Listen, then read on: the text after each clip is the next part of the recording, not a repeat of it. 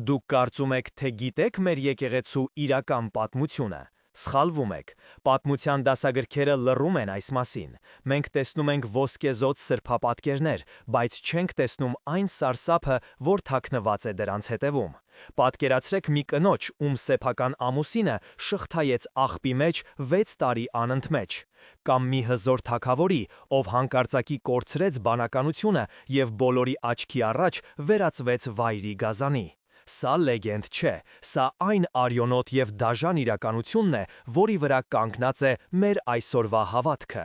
բայց ամենացնցողը դեռ առջևում է։ Այս տեսանյութում դուք կլսեք մի անբացատրելի իրադարձության մասին, որը ստիպեց հազարավոր զինվորների տեղում ծնկի գալ։ Ինչ տեսան նրանք երկնքում, որը սառեցրեց նրանց արյունը և ստիպեց նետել զենքերը։ Մենք պատրաստվում ենք բացահայտել մի գաղտնիք, որը դարեր շարունակ պահվել է վանքերի խոնավ պատելի ներսում։ Պատրաստվեք, որովհետև այն, ինչ կլսեք հիմա, հիմնովին կփոխի ձեր պատկերացումը հայ լինելու մասին։ Եթե ձեր սիրտը թույլ է, մի նայեք։ Բաժանորդագրվեք հիմա և մեկնաբանություններում գրեք ձեր քաղաքը։ Տեսնենք, թե աշխարհի որ ծայրից ենք հետևում մեր նախնիների կանչին։ Վաղարշապատի հաղողի այգիներում թանձր խավարը պատել էր ամեն ինչ, կարծես երկինքը դիտմամբ փակել էր իր աստղերը, որպեսզի չտեսնի այն սարսափը, որը պատրաստվում էր կուր տալ հայոց հողը, և այդ լռության մեջ լսվում էր միայն սրտերի խելահեղ բաբաքյունը։ Հնձանի սառը քարերը, որոնք սովոր էին տեսնել միայն խաղողի քաղցր հյութը, այս գիշեր սառել էին սպասումից, զգալով, որ շուտով դրանց վրա հոսելու է ոչ թե գինի, այլ կույսերի մաքրամաքուր արյունը։ Սուրբ Գայանեն, այդ իմաստուն և անկոտրում մայրապետը, նստած էր խոնավ հատակին, գրկած ունենալով դողացող քույրերին, և նրա աչքերում կարդացվում էր ոչ թե վախ, այլ մի անասելի ծանրություն, որը կարող էր փշրել անգամ Արարատի գագաթը։ Նա գիտեր։ Նա զգում էր, օդը ծանր էր, հագեցած մոմի հալվող բույրով և վախի դառը համով, որը սողում էր մաշկի տակ, սառեցնելով երակները։ 37 կույսեր, 37 անմեղ հոգիներ, որոնք փախել էին Հռոմի հզոր կայսեր Դիոկլետիանոսի ճիրաններից, անցել էին լեռներ ու ձորեր, կտրել էին ծովեր ու անապատներ, որպեսզի գտնեին փրկություն այս հեռավոր ու քարքարոտ երկրում։ Նրանք կարծում էին, թե գտել են խաղաղություն։ Նրանք հավատում էին, որ այս հողը կլինի իրենց ապաստանը, բայց ոչ ոք չէր կարող պատկերացնել, որ հենց այս հողը դառնալու է նրանց զոհասեղանը։ Հանկարծ դրսից լսվեց մի ձայն։ Չորացած ճյուղի կոտրվելու ձայնը հնչեց որպես ամպրոպի որոտ, ստիպելով բոլորին պահել շունչը և սեղմվել իրար։ Միթե նրանք են։ Միթե Տրդատ թագավորի մարդիկ արդեն գտել են իրենց հետքեր։ Լռությունը դարձավ ավելի ահարկու, քան ամենաբարձր աղաղակը, և այդ պահին թվում էր, թե ժամանակը կանգ է առել, հրաժարվելով առաջ շարժվել։ Գայանեն դանդաղ բարձրացրեց գլուխը։ Նրա դեմքը, որը լուսավորված էր միայն թրթրացող կանթեղի թույլ լույսով, նման էր սրբապատկերի, խիստ, բայց ողորմած։ Նա նայեց անկյունում կծկված սուրբ Հռիփսիմեին։ Հռիփսիմեն, այդ չնաշխարհիկ գեղեցկությունը, որը դարձել էր նրա անեծքը։ Նրա աչքերը, խորը ինչպես վանածովակը, լի էին արցունքներով, իսկ ոսկեգույն մազերը թափված էին ուսերին, որպես ծանր բեռ։ Մայր իմ, շշնջաց Հռիփսիմեն, ձայնը դողալով, միթե իմ գեղեցկությունն է պատճառը, որ մենք բոլորս պիտի կորչենք։ Այս հարցը կախվեց օդում, ծանր ու մեղադրական։ Գայանեն վեր կացավ։ Նրա շարժումները դանդաղ էին, բայց լի վեհությամբ, կարծես նա ոչ թե թաքնված փախստական էր, այլ եկեղեցու խորանում կանգնած քահանայապետ։ Նա մոտեցավ Հռիփսիմեին, բռնեց նրա դողացող ձեռքերը և նայեց ուղիղ նրա հոգու խորքը։ Ոչ, զավակս, ասաց նա հաստատուն ձայնով, քո գեղեցկությունը անեծք չէ, այն սկիհ է, և այս գիշեր այդ սկիհը պետք է լցվի ոչ թե գինով, այլ հավատքի զորությամբ։ Դու չես պատկանում Տրդատին, դու չես պատկանում այս աշխարհին, դու Քրիստոսի հարսն ես, և ոչ մի երկրային թագավոր չի կարող դիպչել երկնային թագավորի ընտրյալին։ Բայց դա միայն սկիզբն էր այն փորձության, որը սպասում էր նրանց։ Հանկարծ դուռը դղրդաց, ոչ թե քամուց, այլ մարդկային բռունցքի հարվածից։ Փայտե հին դուռը ճռռաց, կարծես ցավից աղաղակելով, և փոշին թափվեց վերևից։ Կույսերը ճչացին, փակելով բերանները ձեռքերով, որպեսզի ձայնը դուրս չգա։ Բացեք, լսվեց կոպիտ հրամայական ձայնը դրսից, մենք գիտենք, որ դուք այստեղ եք։ Արքայից արքա տրդատը պահանջում է հռոմեացի փախստականին, սա վերջն էր, կամ գուցի սկիզբը։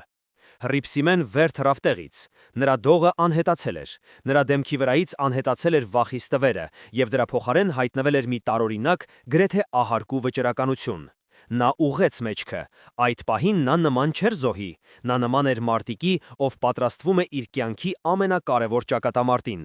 Նա մոտեցավ պատին հենված փայտե խաչին, համբուրեց այն և շրջվեց դեպի քույրերը։ «Մի վախեցեք», ասաց նա, և նրա ձայնը հնչեց զարմանալիորեն հանգիստ։ «Նրանք եկել են իմ մարմնի հետևից, բայց կգտնեն միայն իմ հոգու պարիսպը»։ Դուռը կոտրվեց, ներս խուժեցին զինվորները, նրանց զրահները փայլում էին ջահերի լույսի ներքո, կարծես դժոխային կրակներ։ Նրանք հսկաներ էին, կոպիտ դեմքերով, ձեռքերում սրեր և նիզակներ։ Հնձանի նեղ տարածությունը լցվեց քրտինքի, երկաթի և ագրեսիայի հոտով։ Զինվորների հրամանատարը, մի թիկնեղ տղամարդ, աչքերը պտտեց շուրջը փնտրելով նրան։ Եվ երբ նրա հայացքը կանգ առավ Հռիփսիմեի վրա, նա քարացավ։ Լեգենդները չէին ստում, նրա գեղեցկությունը այնքան կուրացնող էր, որ նույնիսկ այս կոպիտ զինվորը մի պահ մոռացավ իր հրամանը։ «Դու ես Հռիփսիմեն», հարցրեց նա, ձայնը ակամա իջեցնելով։ «Ես նա եմ, ում դուք փնտրում եք, բայց ոչ նա, ում դուք կարող եք տանել», պատասխանեց կույսը։ Զինվորը քմծիծաղեց, նա քայլ արեց առաջ, ձեռքը մեկնելով դեպի Հռիփսիմեն։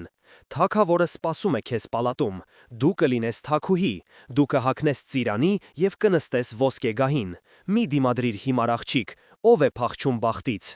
«Իմ բախտը Քրիստոսն է, իսկ իմ գահը երկնային արքայությունը», պատասխանեց Հռիփսիմեն և հետ քաշվեց։ Այդ պահին Գայանեն կանգնեց զինվորի և Հռիփսիմեի մեջտեղում։ Ծեր կինը ընդդեմ զինված տղամարդու։ Դա նման էր մոմի պայքարին փոթորքի դեմ, բայց Գայանեի հայացքում այնքան զորություն կար, որ զինվորը ակամա կանգ առավ։ «Ետ քաշվիր, անօրեն», որոտաց Մայրապետը, «դու չես հասկանում, թե ում վրա ես ձեռք բարձրացնում։ Սա Աստծո տաճարն է, և դու պղծում ես այն քո ներկայությամբ»։ Զինվորը զայրացավ, նա հրեց Գայանեին, և սուրբ կինը ընկավ քարե հատակին։ Քույրերը ճչացին. «Վերցրեք նրան», գոռաց հրամանատարը, մատնացույց հանելով Հռիփսիմեին։ «Իսկ մյուսներին պահեք այստեղ մինչև նոր հրաման»։ Զինվորները հարձակվեցին։ Այն, ինչ տեղի ունեցավ հաջորդիվ, դուրս էր մարդկային հասկացողությունից։ Հռիփսիմեն, այդ նուրբ հեյակը, պայքարում էր առյուծի պես։ Նրանք փորձում էին բռնել նրա ձեռքերը, բայց նա դուրս էր պրծնում։ Նրանք փորձում էին քաշել նրան, բայց նա կարծես արմատներ էր գցել գետնին։ Սա պարզապես ֆիզիկական ուժ չէր, սա Սուրբ Հոգու զորությունն էր, որը հեղվել էր նրա մեջ։ «Տեր, օգնիր ինձ», աղոթում էր նա բարձրաձայն, «մի թող որ գազանը հոշոտի քո գառին, տուր ինձ ուժ, որպեսզի ամաչեցնեմ հեթանոսների զորությունը»։ Եվ հրաշք տեղի ունեցավ։ Մի պահ հնձանը լցվեց տարօրինակ լույսով։ Զինվորներից մեկը, որը բռնել էր Հռիփսիմեի թիկնոցից, ետ թռավ, կարծես կրակի դիպչելով։ Նա նայեց իր ձեռքերին, աչքերը լայնացած սարսափից։ Նա այրում է», կմկմաց զինվորը։ Հրամանատարը ապշած էր, նա երբեք նման բան չէր տեսել, բայց թագավորի հրամանը օրենք էր, իսկ վախը թագավորից ավելի մեծ էր, քան վախը Աստծուց։ «Կապեք նրան», գոռաց նա թքելով գետնին, «կապեք և գցեք սայլը։ Եթե նա չի ուզում գնալ որպես թագուհի, կգնա որպես գերի»։ Հռիփսիմեին շրջապատեցին։ 4 հոգով հազիվ կարողացան զսպել այդ մեկ աղջկան։ Նրանք կապեցին նրա ձեռքերը կոպիտ պարաններով, որոնք կտրում էին նրա նուրբ մաշկը։ Արյունը կաթաց գետնին, խառնվելով հնձանի դարավոր փոշուն։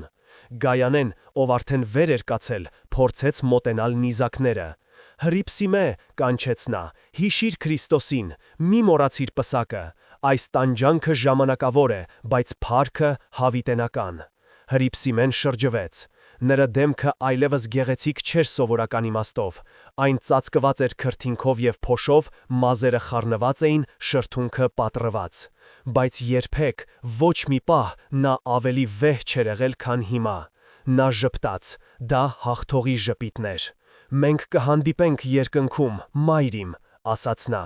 Զինվորները դուրս տարան նրան։ Դուռը փակվեց։ Դրսից լսվեց սայլի անիվների ճռինչը և ձիերի դոփյունը, որը գնալով հեռանում էր դեպի արքունի պալատ։ Հնձանում մնացած 36 կանայք մնացին մենակ։ Բայց այն այլևս նույնը չէր, այն լի էր սպասումով։ Գայանեն մոտեցավ այն տեղին, որտեղ կանգնած էր Հռիփսիմենը, նա ծնկի իջավ և շուրթերը հպեց գետնին թափված արյան կաթիլին։ «Սա սերմն է», շշնջաց նա, «սա հայոց եկեղեցու սերմն է։ Այսօր մենք կորցրինք քրոջը, բայց գտանք ճանապարհը»։ Քույրերից մեկը, ամենափոքրը, մոտեցավ նրան։ «Ինչ է լինելու մեզ հետ, մայր», հարցրեց նա արցունքոտ աչքերով։ Գայանեն վեր կացավ։ Նրա աչքերում այլևս տխրություն չկար, այնտեղ վառվում էր մի կրակ, որը 1000 տարի անց էլ պիտի չմարեր։ «Մեզ հետ լինելու է այն, ինչ Աստված է կամենում», ասաց նա հաստատուն, «բայց իմացեք քույրեր, այս գիշեր սկսվեց պատերազմը, ոչ թե մարդկանց դեմ, այլ խավարի դեմ, և մենք ենք լինելու այդ պատերազմի առաջին զինվորները, պատրաստվեք, աղոթեք, որովհետև վաղը արևը ծագելու է կարմիր գույնով»։ Նա մոտեցավ խորշին, հանեց մի հին մաշված մագաղաթ և սկսեց կարդալ Սաղմոսը։ Նրա ձայնը սկզբում ցածր էր, բայց հետո բարձրացավ, լցրեց ամբողջ հնձանը, դուրս եկավ պատերից, տարածվեց այգիների վրա և հասավ մինչև Արարատի ձյունապատ գագաթը։ «Տերն է իմ լոյսն ու կյանքը, ես ումից վախենամ»։ Հայոց աշխարհի վրա իջնում էր ամենաերկար և ամենաարյունոտ գիշերը, բայց հեռվում, շատ հեռվում, արդեն նշմարվում էր լուսավորչի կանթեղի լույսը, որը դեռ ոչ ոք չէր տեսնում, բայց որը արդեն վառվել էր խոր վիրապի խավարում։ Եվ հենց այդ պահին, երբ աղոթքը հասավ իր գագաթվակետին, հնձանի անկյունում դրված ջրով լի կուժը հանկարծակի ճաքեց և ջուրը թափվեց գետնին, խառնվելով արյան հետքերին։ Գայանեն նայեց դրան և սարսռաց։ Նշանը տրված էր, ժամանակը սպառվել էր։ Բայց ամենազարմանալին դեռ առջևում էր։ Ոչ ոք չէր նկատել, որ դռան ճեղքից նրանց հետևում էր մի զույգ աչք, լի ատելությամբ և վախով։ Դա մատնիչն էր, ով վազելու էր թագավորի մոտ, հայտնելու, որ գլխավոր որսը դեռ ազատության մեջ է։ Գայանեն զգաց այդ հայացքը, նա դանդաղ շրջվեց դեպի դուռը, և նրա դեմքին հայտնվեց մի արտահայտություն, որը կստիպեր սատանային անգամ ետ քաշվել։ «Գնա», ասաց նա դատարկությանը, «գնա և ասա տիրոջդ, որ հարսանիքը սկսված է»։ Մատնիչի ոտնաձայնները մարեցին գիշերային խավարի մեջ, թողնելով ետևում միայն դավաճանության դառը համը, որը խառնվել էր հնձանի խոնավոթին, և այդ պահին քված, թե ամբողջ աշխարհը սեղմվեց այդ փոքրիկ, քարե պատերի ներսում։ Սուրբ Գայանեն կանգնած էր անշարժ, ինչպես մի հինավուրց խաչքար, որը դարեր շարունակ դիմակայել է քամիներին ու փոթորիկներին, բայց նրա ներսում մոլեգնում էր մի այնպիսի փոթորիկ, որը կարող էր պոկել սարերը իրենց տեղից։ Նա նայեց իր շուրջը, 36 զույգ աչքեր, վախեցած, արցունքոտ, հույսը կորցրած աչքեր, որոնք նայում էին իրեն, փնտրելով պատասխաններ, որոնք գուցե չկային։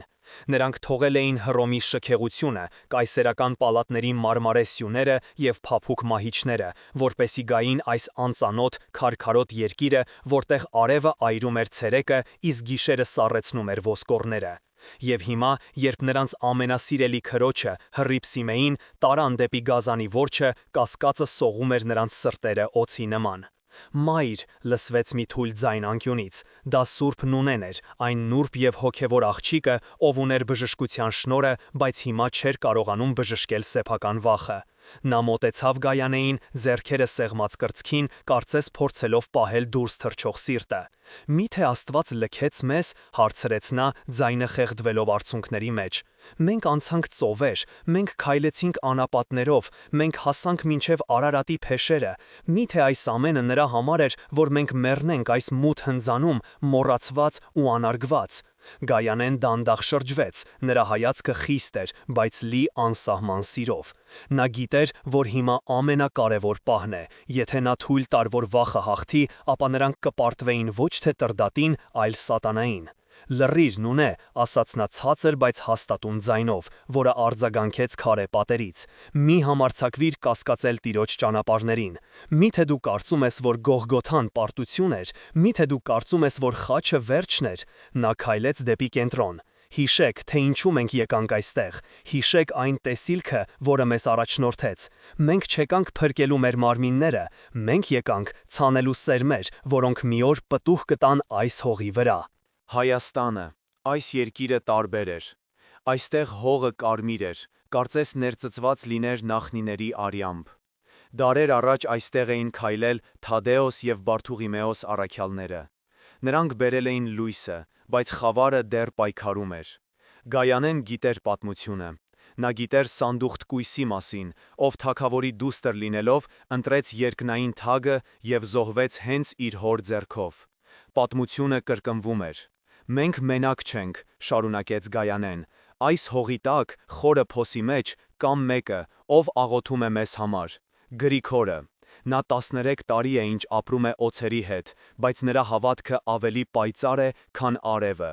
Եթե նա կարող է դիմանալ, ապա ո՞վ ենք մենք, որ տրտնջանք։ Բայց դա միայն խոսքեր չէին։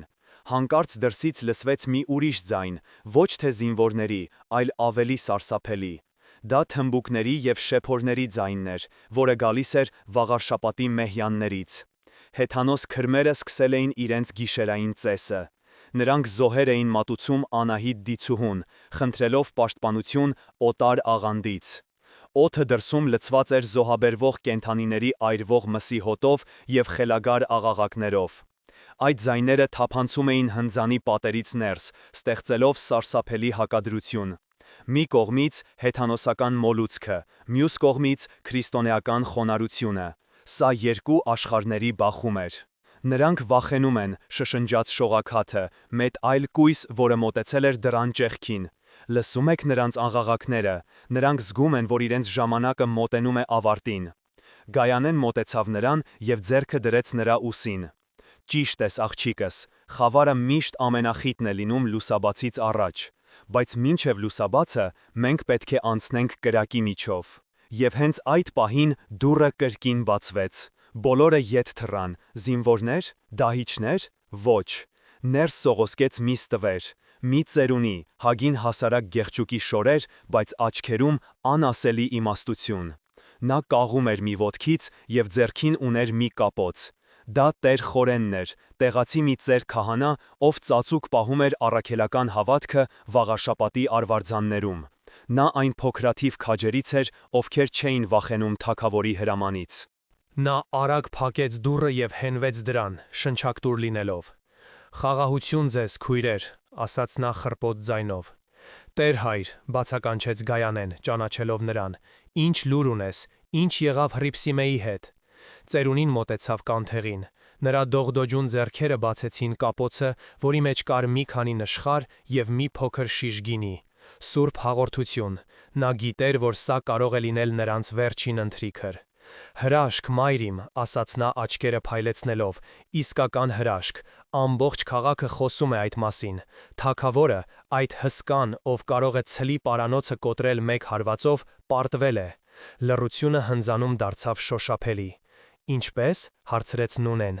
«Հռիփսիմեն», շարունակեց Տեր Խորենը, «նա ոչ միայն մերժեց նրան, այլև ֆիզիկապես հաղթեց։ Տրդատը փորձեց ուժով տիրանալ նրան, բայց Աստծո զորությունը իջավ կույսի վրա։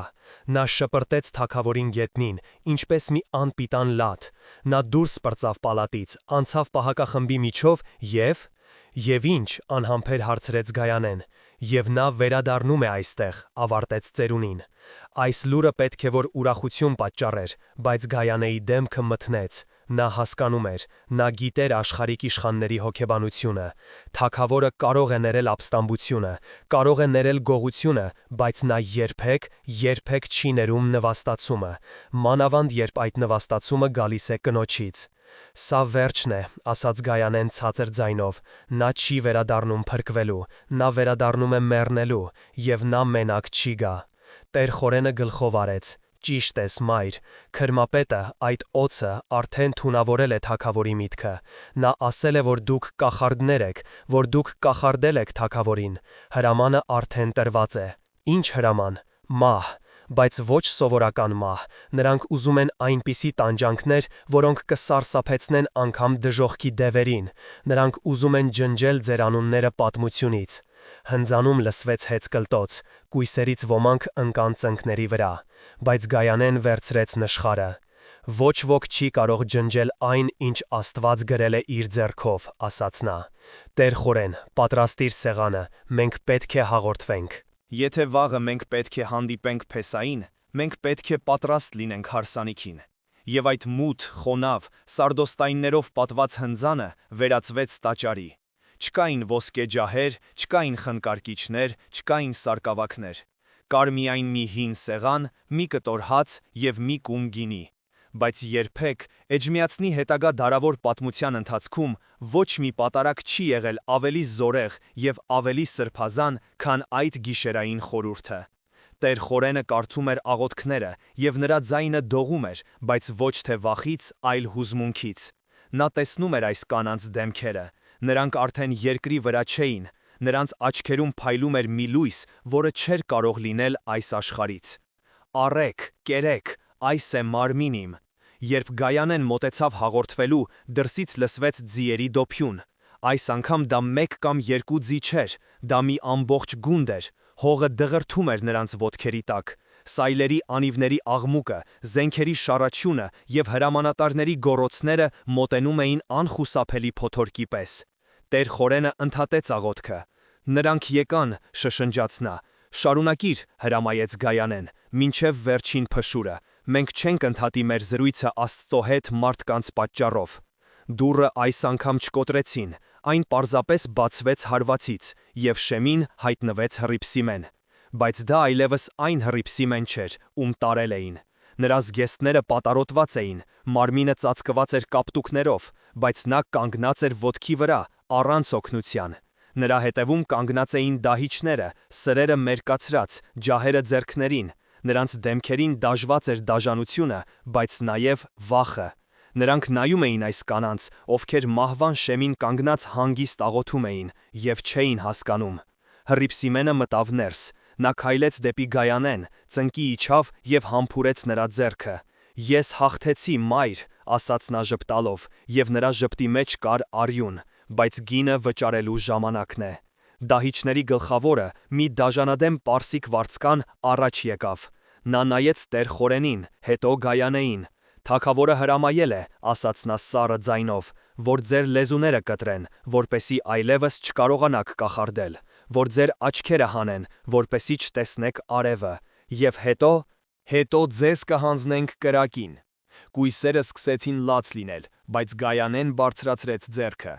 Մենք կարիք չունենք լեզվի, Աստծուն փառաբանելու համար, որովհետև սիրտը խոսում է լռության մեջ, պատասխանեց նա։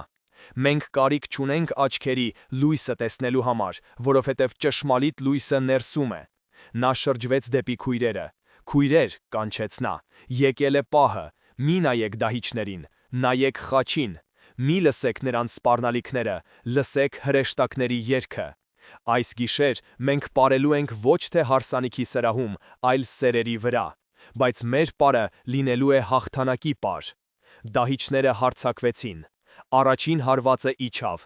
Ճիչը, որը պետք է լիներ ցավի ճիչ, վերածվեց փառաբանության։ Տեր Խորենը, փորձելով պաշտպանել Նունեին, ստացավ սրի հարվածը ուսին և ընկավ գետնին, սեղմելով սուրբ մասունքները կրծքին։ Հնձանը լցվեց քաոսով։ Բայց ամենազարմանալին այն էր, որ այդ սպանդի մեջ չկար ատելություն զոհերի կողմից։ Նրանք մեռնում էին, օրհնելով իրենց դահիճներին, և դա ավելի էր կատաղեցնում զինվորներին։ Նրանք ուզում էին տեսնել վախ, ստորացում, աղերսանք, բայց տեսնում էին միայն սեր և խաղաղություն։ Եվ հանկարծ, երբ դահիճը բարձրացրեց սուրը Գայանեի գլխին, տեղի ունեցավ մի բան, որը ոչ ոք չէր կարող կանխատեսել։ Հնձանի քարե պատը ճաքեց, ոչ թե հարվածից, այլ կարծես ներսից եկող ճնշումից։ Ճեղքից դուրս ժայթքեց մի լուսավոր սյուն, որը կուրացրեց բոլորին։ Դահիճը քարացավ, սուրը օդում պահած։ Ինչ է սա, գոռաց նա, ձեռքով փակելով աչքերը։ Ձայնը, մի ձայն, որը նման չէր մարդկային ձայնի, լսվեց վերևից։ Դա որոտ էր, բայց նաև երաժշտություն։ Համբերե, հավատարիմ ծառաներ։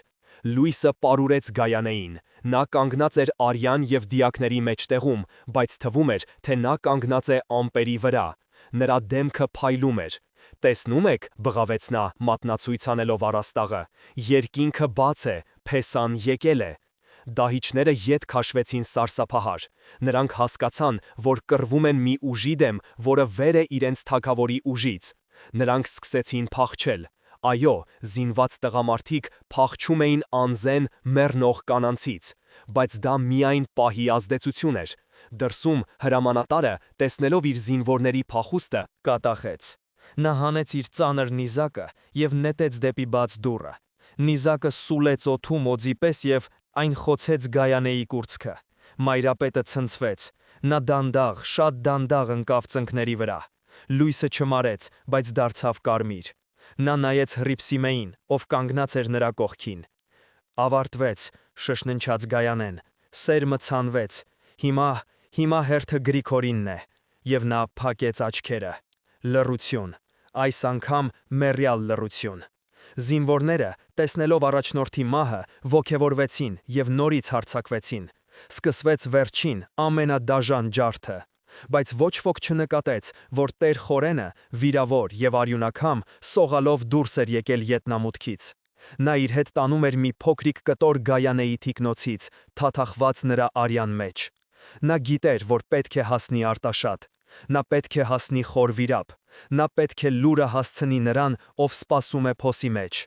Որովհետև պատմությունը չէր ավարտվում, այն նոր էր սկսվում։ Եվ այդ սկիզբը գրվում էր ոչ թե թանաքով, այլ նահատակների արյամբ, որը հոսում էր Վաղարշապատի փողոցներով, ներկելով խաղողի այգիները մուգ սրբազան կարմիրով։ Արարատյան դաշտի վրա կախված լռությունը ծանր էր, ինչպես գերեզմանակարը, որը ճնշում էր ոչ միայն հողը, այլև յուրաքանչյուր հայի շնչառությունը։ Եվ այդ գիշեր աստղերը կարծես ամաչում էին նայել ներքև, տեսնելու համար այն սրբապղծությունը, որը կատարվել էր Վաղարշապատի հնձաններում։ Տեր Խորենը սողում էր խոտերի միջով։ Նրա ծերունազարդ մարմինը ցավում էր յուրաքանչյուր շարժումից, ուսի վերքը այրվում էր կրակի պես, բայց նրա կրծքի տակ պահված փոքրիկ կտորը, Սուրբ Գայանեի արյունոտ թիկնոցի մասունքը, նրան տալիս էր անբացատրելի ուժ։ Նա չէր փախչում իր կյանքը փրկելու համար։ Նա վազում էր, որպեսզի վկայությունը չմեռնի։ Քամին սուլում էր նրա ականջին։ «Ուր ես գնում, ծերունի», կարծես հարցնում էր քամին։ «Միթե չես տեսնում, որ ամեն ինչ ավարտված է»։ Բայց դա միայն սկիզբն էր։ Վաղարշապատի պարիսպներից ներս իրավիճակը եռում էր, ինչպես կաթսան դժոխքի կրակի վրա, և մարդիկ դուրս էին թափվել փողոցներ, լսելով սարսափելի լուրերը։ Տրդատ թագավորի պալատում տիրում էր խուճապ, որը խառնված էր կատաղության հետ։ Զինվորները, ովքեր վերադարձել էին սպանդից, լուռ էին։ Նրանց աչքերում դաջված էր սարսափը։ Նրանք տեսել էին, թե ինչպես են նահատակների մարմինները լուսավորվում։ Նրանք լսել էին երկնային ձայները, և հիմա նրանց ձեռքերը դողում էին, անկարող լինելով բռնել գին ու գավաթները։ Արքունի դահլիճում Տրդատը քայլում էր առաջ ու ետ։ Նրա հսկայական ստվերը պարում էր պատերի վրա, ջահերի թրթռացող լույսի ներքո ստեղծելով հրեշավոր պատկերներ։ Նա զայրացած էր, նա սպանել էր նրանց, նա հրամայել էր ջնջել նրանց հետքը, բայց ինչու՞վ էր նրա սիրտը տագնապում, ինչու՞վ էր Հռիփսիմեի հայացքը դեռ հետապնդում նրան։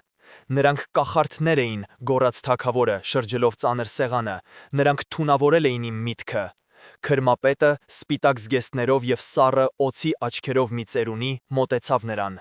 «Տեր արքա», ասաց նա մեղմ, բայց թունավոր ձայնով, «ժողովուրդը տագնապած է, նրանք ասում են, որ լույս են տեսել հնձանների կողմից, նրանք ասում են, որ օտարների Աստվածը զորեղ է, մենք պետք է զոհեր մատուցենք, շատ զոհեր»։ Տրդատը կանգ առավ։ «Զոհեր», հարցրեց նա հեգնանքով, «ես նրանց տվեցի 37 զոհ, միթե դա բավական չէր ձեր աստվածներին»։ «Արյունը պահանջում է արյուն», պատասխանեց քրմապետը, «բայց կա մեկը, ով դեռ ողջ է, մեկը, ով թաքնված է մարդկանց մեջ և տարածում է այդ թույնը»։ «Ով»։ «Այն ծեր քահանան, Խորենը, նա փախել է»։ Տրդատի աչքերը լցվեցին արյամբ։ «Գտեք նրան», մռնչաց նա, «գտեք և բերեք ինձ մոտ, ես ինքս կպոկեմ նրա սիրտը»։ Այդ պահին քաղաքի մյուս ծայրում, մի մութ ու խոնավ նկուղում հավաքվել էին նրանք, ովքեր դեռ հավատում էին, Հայաստանի առաջին քրիստոնյաները։ Նրանք քիչ էին, վախեցած, բայց միասնական։ Սենյակի կենտրոնում վառվում էր միայն մեկ մոմ, որը խորհրդանշում էր նրանց մարող հույսը։ Ներս մտավ մի երիտասարդ, Վահանը, նա շնչակտուր էր։ «Նրանք սպանեցին բոլորին», շշնջաց նա, և այդ բառերը ընկան ներկաների ինչպես քարեր։ «Հռիփսիմեն, Գայանեն, բոլորը, մարմինները նետված են փողոցներում, գազանների համար, ոչ ոքի թույլ չեն տալիս մոտենալ»։ Սենյակում լսվեց կանանց հեծկլտոցը։ Մի ալեհեր տղամարդ ավագ երեց Թորոսը վեր կացավ։ Նա հենվեց իր գավազանին եւ նայեց հավաքվածներին։ Նրա դեմքը խորշոմած էր, բայց աչքերում դեռ կյանք կար։ Լաց մի եղեք, ասաց նա խիստ, արցունքները ջուր են, իսկ մենք կարիք ունենք կրակի։ Միթե չեք հասկանում, սա պարտություն չէ, սա մկրտություն է։ Ինչպիսի մկրտություն, հայր, բղավեց երիտասարդներից մեկը։ Մենք ոչնչացված ենք, եկեղեցին մեռավ, դեռ չծնված։ Մենք պետք է փախչենք, Պարսկաստան, Հռոմ, ուր ուզում է, միայն թե հեռու այս անիծված հողից։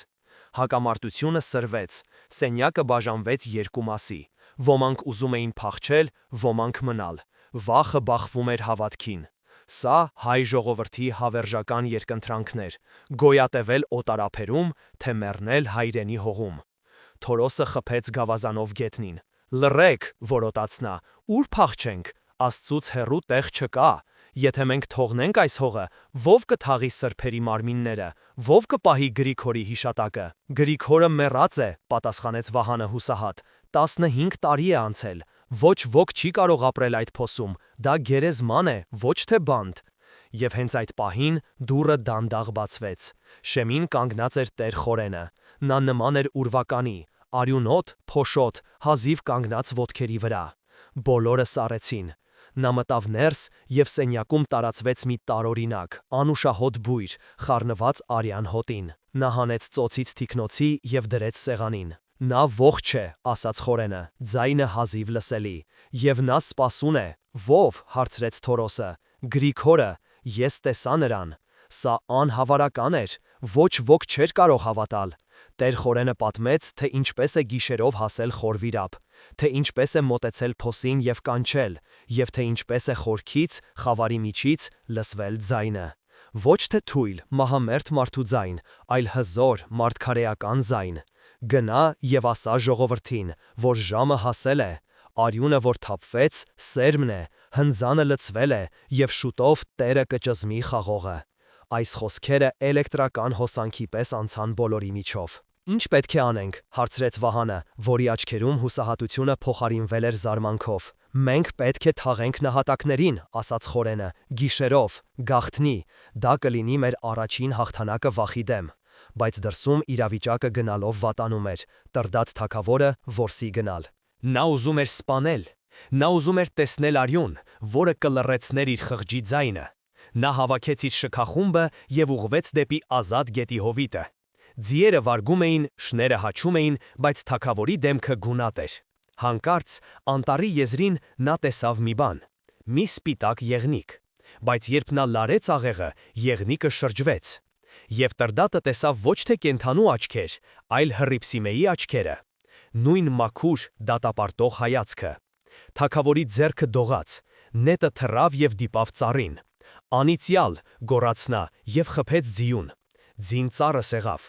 Տրդատը, այդ անպարտելի հսկան, ով հաղթել էր օլիմպիական խաղերում, ով մենամարտել էր առյուծների հետ, հանկարծ կորցրեց հավասարակշռությունը եւ ընկավ։ Նա գլորվեց գետնին։ Նախարարները վազեցին դեպի նա։ Տեր արքա, գոչեցին նրանք։ Տրդատը փորձեց վեր կենալ, բայց նա չկարողացավ։ Նրա ձեռքերը, նրա հզոր ձեռքերը սկսեցին կծկվել։ Նրա մատները ծռմռվեցին։ Նրա մաշկը սկսեց մգանալ եւ ծածկվել կոշտ մազերով։ Նա փորձեց խոսել, հրամայել, հայհոյել, բայց նրա կոկորդից դուրս եկավ միայն մի սարսափելի, անասնական ձայն՝ խրխռոց։ Նախարարները ետ քաշվեցին սարսափահար։ Նրանք տեսնում էին անհնարինը։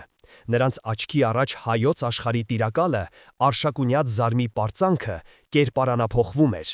Նրա դեմքը ձգվեց, քիթը լայնացավ, ատամները դարձան ժանիքներ։ Վարազ, ճչաց մեկը, նա դառնում է վարազ։ Տրդատը խելագարված ցավից եւ սարսափից սկսեց կրծել սեփական մարմինը։ Նա չորեքթաթ վազեց դեպի անտառի խորքը, արձակելով սահ մրկեցուցիչ ճիչեր, որոնք նման չէին ոչ մարդու, ոչ գազանի ձայնի։ Լուրը հասավ քաղաք ավելի արագ, քան քամին։ Թագավորը պատժվել է, Աստված զարկել է նրան։ Վաղարշապատում սկսվեց քաոս։ Զինվորները լքեցին դիրքերը, քրմերը փակվեցին մեհյաններում, ժողովուրդը դուրս եկավ փողոց, չիմանալով ուրախանալ, թե լաց լինել։ Երկիրը մնացել էր առանց գլխի։ Իսկ այդ ժամանակ նկուղում Թորոսը եւ մյուսները դեռ աղոթում էին։ Նրանք չգիտեին դրսի իրադարձությունների մասին։ Նրանք պատրաստվում էին գնալ եւ գողանալ մարմինները։ Դուռը կրկին բացվեց։ Այս անգամ ներս ընկավ Խոսրովի դուխտը, թագավորի քույրը։ Նա ծածկված էր սև քողով եւ նրա աչքերը լի էին արցունքներով։ Նա գիտեր այս գաղտնի հավաքատեղիի մասին, քանի որ ինքն էլ ծածուկ համակրում էր քրիստոնյաներին։ Բոլորը վեր թռան։ Թագավորի քույրը, այստեղ։ Օգնեք, հեծկլտաց նա, ընկնելով Թորոսի ոտքերի առաջ։ Եղբայրս, նա կորած է, դևերը տիրել են նրան, նա այլևս մարդ չէ։ Մենք գիտենք, թե ով է նրան պատժել, ասաց Թորոսը սառը ձայնով, եւ մենք չենք կարող օգնել, նա թափեց անմեղ արյուն։ Բայց ես տեսիլք տեսա, բղավեց Խոսրովի դուխտը, եւ սա այն պահն էր, որը փոխեց ամեն ինչ։ Սենյակում քար լռություն տիրեց։ Տեսիլք, հարցրեց Տեր Խորենը մոտենալով նրան։ Այո, շարունակեց իշխանուհին, երազիս մեջ ինձ երևաց մի լուսավոր մարդ։ Նա ասաց, որ Հայաստանի փրկությունը եւ եղբորս բժշկությունը միայն մեկ մարդու ձեռքում է։ Ում, հարցրեցեն բոլորը միաբերան։ Խոսրովի դուխտը բարձրացրեց գլուխը։ Նրա դեմքին կար հույսի եւ սարսափի խառնուրդ։ Նա ասաց. «Գնացեք եւ հանեք Գրիգորին խոր փոսից։ Միայն նա կարող է բժշկել թագավորին եւ լուսավորել երկիրը»։ Սենյակը կարծես պայթեց։ Մարդիկ նայում էին իրար։ Գրիգորը, թագավորը, ինչպես կարող է զոհը բժշկել դահիճին։ Ինչպես կարող է 15 տարվա բանտարկյալը փրկել մի ամբողջ թագավորություն։ Սա դեմ էր ամեն տեսակ տրամաբանությանը, սա դեմ էր մարդկային արդարությանը։ Վահանը առաջ եկավ։ Ոչ, ասաց նա կտրուկ, թող նա մեռնի, թող տրդատը սատկի վարազի պես։ Դա է Աստծո արդարությունը։ Ինչու պետք է Գրիգորը փրկի նրան։ Թորոսը դրեց ձեռքը Վահանի ուսին։ Որովհետև որդիս, ասաց ծերունի իմաստուն հայացքով, Աստծո արդարությունը վրեժը չէ, Աստծո արդարությունը ողորմությունն է, եւ եթե Գրիգորը դուրս գա այն փոսից, նա դուրս կգա ոչ թե որպես դատավոր, այլ որպես բժիշկ։ Բայց խնդիրը ավելի բարդ էր, քան թվում էր։ Պալատականները, լսելով Խոսրովի դուխտի երազի մասին, ծաղրել էին նրան։ Գրիգորը վաղուց մեռած է, ասել էին նրանք, նրա ոսկորներն անգամ չեն մնացել։ Ոչ ոք չէր հավատում, ոչ ոք չէր ուզում գնալ Արտաշատ։ Մենք պետք է գնանք, ասաց Խոսրովի դուխտը, բայց ես մենակ չեմ կարող, ինձ պետք է ձեր օգնությունը։ Հիմա ընտրությունը նրանցն էր, գնալ եւ օգնել նրանց, ովքեր սպանել էին իրենց քույրերին։ Գնալ եւ բացել այն փոսը, որը դարձել էր նրանց հավատքի խորհրդանիշը։ Տեր Խորենը վերցրեց սեղանից Սուրբ Գայանեի մասունքը։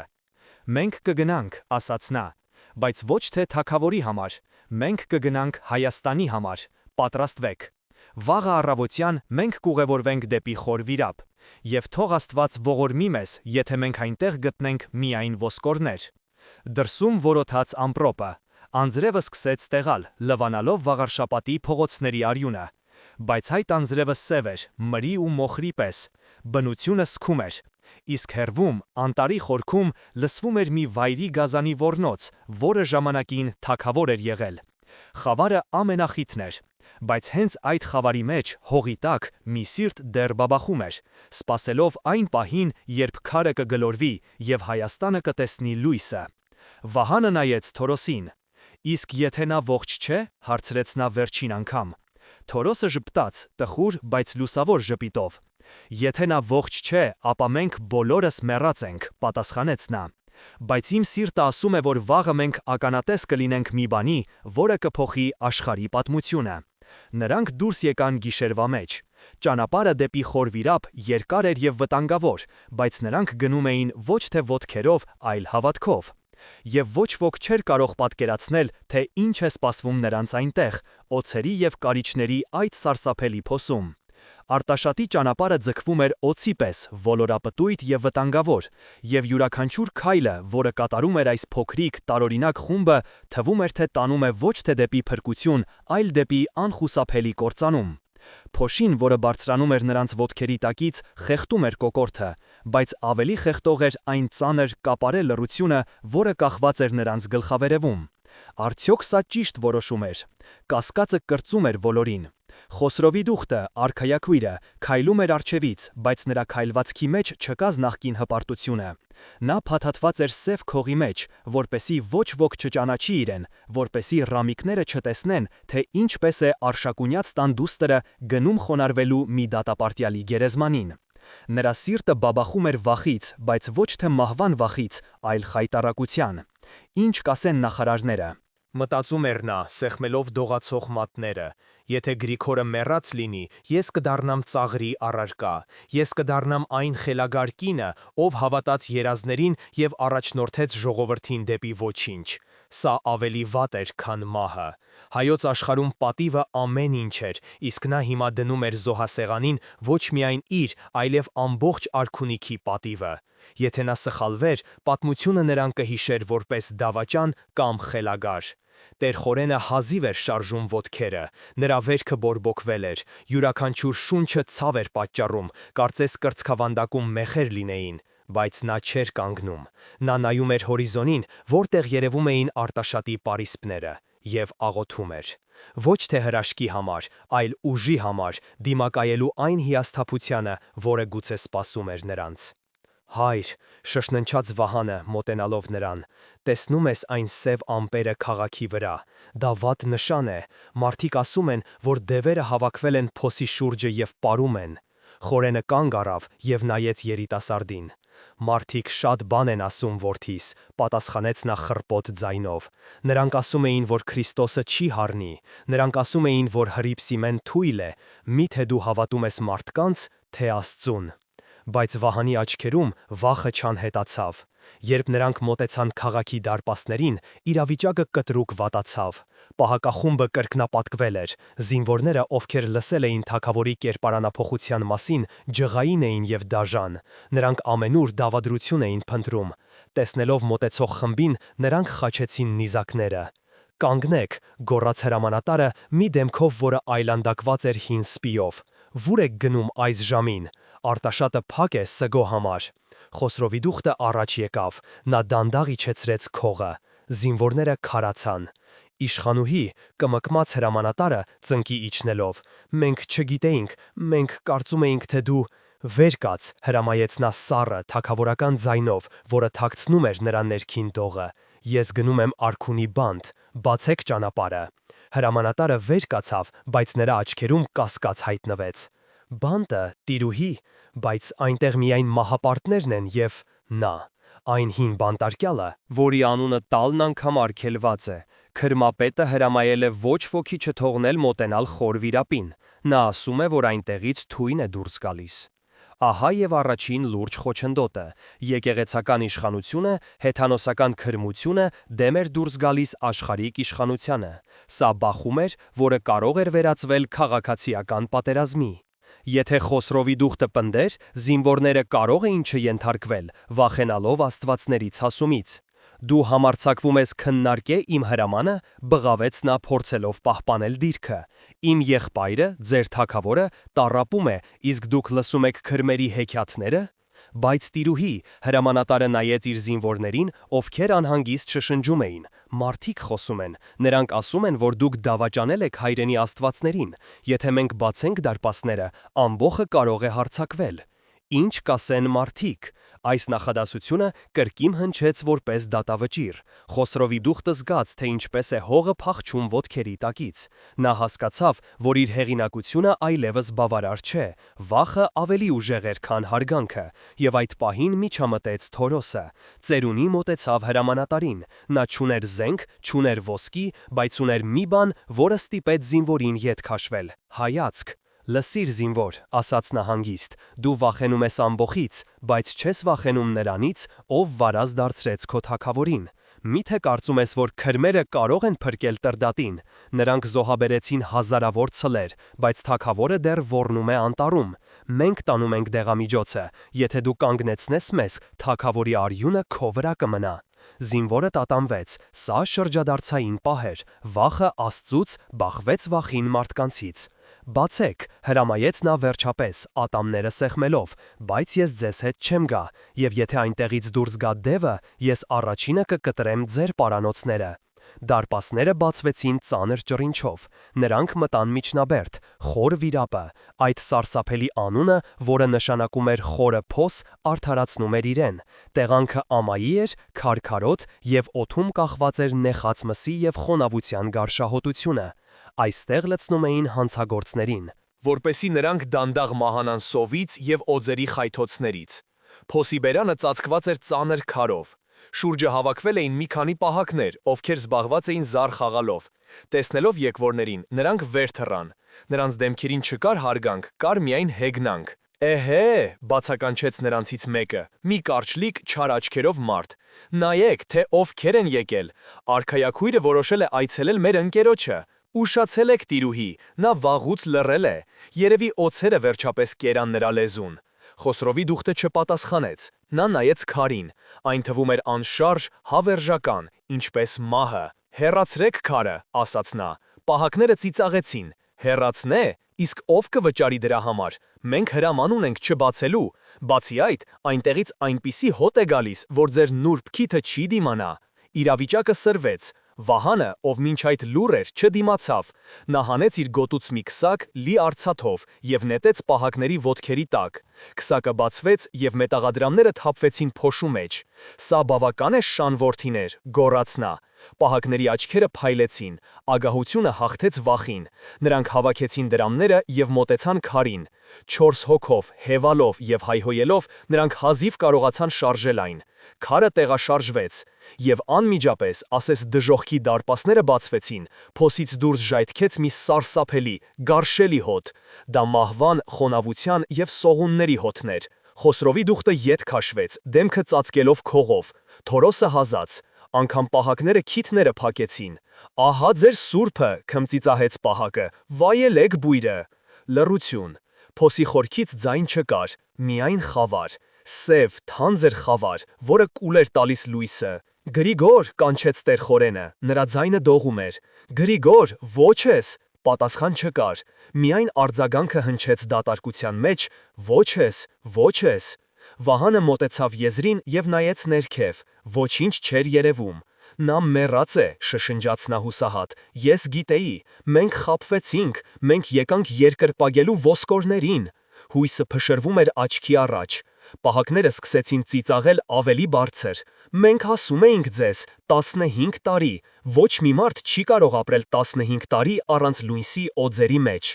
Նա մեռավ առաջին իսկ տարում։ Մենք պարզապես հաց էինք նետում, որովհետև դե սովորություն էր։ Խոսրովի դուխտը ընկավ ծնկների վրա։ Նրա արդյունքները հոսում էին անարգել։ Նա պարտվեց։ Նա ձախողեց եղբորը, ձախողեց Աստծուն։ Բայց տեր Խորենը չէր հանձնվում։ Նա հանեց մի երկար պարան, որը բերել էին իրենց հետ։ Իջեցրեք պարանը, հրամայեց նա Վահանին։ Իմաստ չունի, հայր, իջեցրու։ Վահանը, հնազանդվելով, կապեց պարանը մեծ քարին և նետեց մյուս ծայրը փոսի մեջ։ Պարանը սահեց ներքև, մետր առ մետր, 10 մետր, 20 մետր, 30 մետր, այն հասավ հադակին, թուլացավ։ Բոլորը սպասում էին։ Րոպեները ձգվում էին ժամերի պես, ոչ մի շարժում, պարանը մնում էր անշարժ։ Տեսնում եք, ասաց պահակը մոտենալով, որպեսի կտրի պարանը, բավական է, գնացեք տուն, քանի դեռ թագավորը չի իմացել այս հիմարության մասին։ Նա հանեց դաշույնը, և հենց այդ պահին պարանը ձգվեց։ Ոչ թե ուժեղ, այլ թույլ, շատ թույլ ցնցումով։ Կարծես մեկը ներքևից հազիվ դիպավ դրան։ Բոլորը քարացան։ Քամին է, ասաց պահակը ձեռքը դողալով, կամ օձը փաթաթվել է։ Ոչ, գոռաց Խորենը, քաշեք, հանուն Աստծո, քաշեք։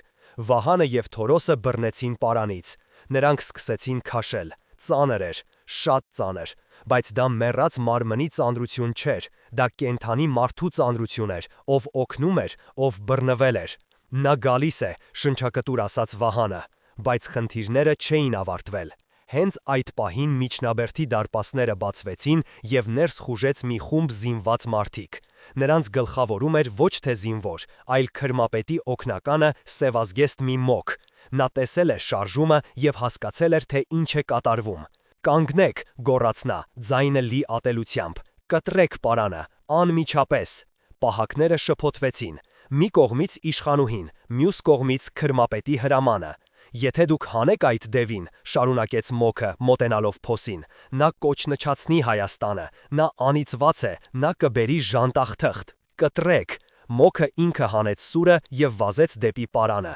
Վահանը և Թորոսը, ովքեր պահում էին պարանը, անպաշտպան էին։ Նրանք չէին կարող բաց թողնել, այլապես Գրիգորը կընկներ և կջարդվեր։ Նրանք թիրախ էին։ Խոսրովի դուխտը կանգնեց Մոգի ճանապարհին։ Դու պետք է սպանես ինձ, որպեսզի հասնես պարանին, ասաց նա։ Մոքը կանգ առավ։ Նրա աչքերը լցված էին մոլեռանդությամբ։ Եթե պետք լինի, կսպանեմ, սուլեց նա, հանուն աստվածների։ Նա բարձրացրեց սուրը։ Իրավիճակը հասավ գագաթնակետին։ Պարանը դեռ կիսով չափ բարձրացված էր։ Գրիգորը կախված էր անդունդի վրա։ Մոքը պատրաստվում էր հարվածել արքայաքրոջը։ Պահակները չէին իմանում ում ենթարկվել։ Եվ այդ պահին փոսի խորքից, դեռևս անտեսանելի խավարից լսվեց մի ձայն։ Դա մարդկային ձայն չէր։ Դա նման էր ընդերքից եկող որոտի, բայց միևնույն ժամանակ հրեշտակային երգեցողության։ Դա Սաղմոս էր։ Տերն իմ հովին է, և ինձ ոչինչ չի պակասի։ Ձայնը այնքան զորեղ էր, այնքան լի կյանքով և իշխանությամբ, որ Մոքի ձեռքը քարացավ օդում։ Սուրը ընկավ նրա ձեռքից և զնգաց քարերի վրա։ Ձիերը, որոնք կապված էին մոտակայքում, խրտնեցին։ Ինչ է սա, շշնջաց Մոքը ետ քաշվելով։ Սա այն է, ինչից դուք վախենում էիք, ասաց Տեր Խորենը, օգնելով քաշել պարանը։ Լույսը բարձրանում է, վերջին ճիգերը։ Վահանի ձեռքերը արյունոտվել էին պարանից, բայց նա քաշում էր։ Եվ ահա փոսի եզրին հայտնվեց մի ձեռք։ Նիհար, ոսկորացած, մաշկը գրեթե սևացած կեղտից, եղունգները երկարացած գազանի ճանկերի պես։ Բայց այդ ձեռքը բռնեց եզրը այնպիսի ուժով, որ քարը փշրվեց։ Հետո երևաց գլուխը։ Մազերը և մորուքը միախառնվել էին, ծածկելով ամբողջ դեմքը։ Հագուստը վերածվել էր ցնցոտիների։ Նա նման չէր մարդու, նա նման էր հողից հարություն առած մեռելի։ Բայց աչքերը… Այդ կեղտի և մազերի միջից նայում էին երկու աչքեր, որոնք վառվում էին անասելի, կուրացնող կրակով։ Նրանք չէին կուրացել խավարից, նրանք տեսնում էին ավելին, քան որևէ մեկը։ Գրիգորը դուրս եկավ փոսից։ Նա կանգնեց հողի վրա 15 տարի անց։ Նա փորձեց ուղղել մեջքը, ոսկորները չթչթացին։ Նա խորը շունչ քաշեց, լցնելով թոքերը թարմ օդով, և այդ պահին նրա մարմնից թափվեց փոշին։ Մոքը, տեսնելով նրան, ճչաց և փաքավ, մոռանալով իր սուրը։ Պահակները ընկան երեսնիվայր։ Խոսրովի դուխտը մոտեցավ նրան։ Նա ուզում էր գրկել նրան, բայց վախենում էր դիպչել այդ սրբությանը։ Գրիգոր, արտասանեց նա։ Գրիգորը նայեց նրան։ Նա չխոսեց, նա պարզապես բարձրացրեց ձեռքը և խաչակնքեց օդը։ Եվ այդ շարժումով կարծես պատռվեց երկինքը։ Բայց ուրախությունը վաղաժամ էր։ Հեռվից Արտաշատի կողմից լսվեց ռազմական շեփորի ձայնը։ Մեծ զորք էր գալիս։ Ոչ թե պահակախումբ, այլ թագավորական գվարդիան։ Նրանք գալիս էին ոչ թե ազատելու, այլ ոչնչացնելու։ Մենք ծուղակում ենք, ասաց Վահանը, նայելով փոշու ամպերին։ Նրանք չեն թողնի մեզ դուրս գալ։ Մենք հանեցինք նրան փոսից, որպեսզի նա մեռնի մեր ձեռքերի վրա։ Գրիգորը առաջին անգամ խոսեց։ Նրա ձայնը խրպոտ էր, կարծես գալիս էր դարերի խորքից, բայց հստակ էր։ Մի վախեցեք նրանցից, ովքեր սպանում են մարմինը, ասաց նա։